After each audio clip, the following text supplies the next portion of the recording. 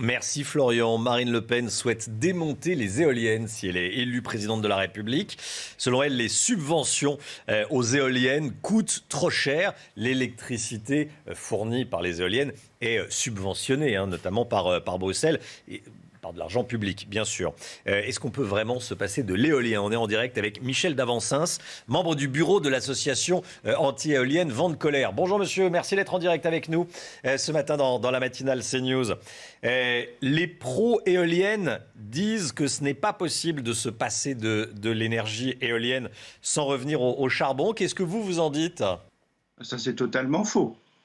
D'ailleurs, la meilleure preuve, c'est que la France s'est passée pendant des décennies de l'énergie éolienne, et de même du solaire d'ailleurs, sans pour autant consommer beaucoup de charbon.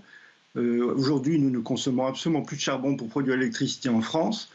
Ceci parce que depuis très longtemps, l'électricité en France est produite pour l'essentiel par le parc nucléaire et pour une grande partie par les barrages hydroélectriques, environ 70% et 25% en gros pour parler en chiffres ronds.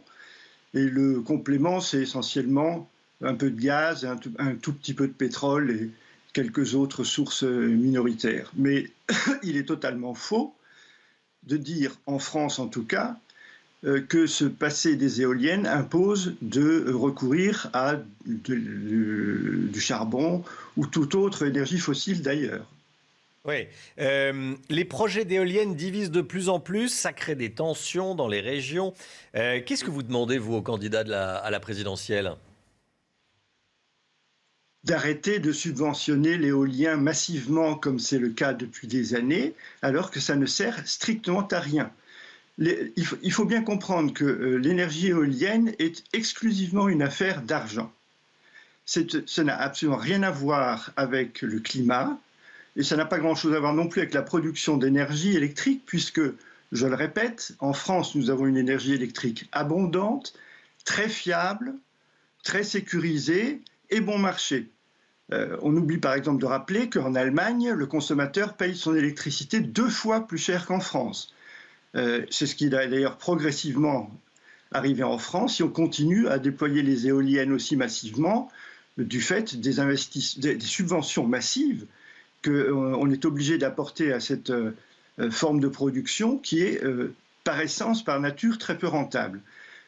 Il faut savoir que la France a déjà engagé à peu près 130 milliards d'euros pour subventionner l'éolien.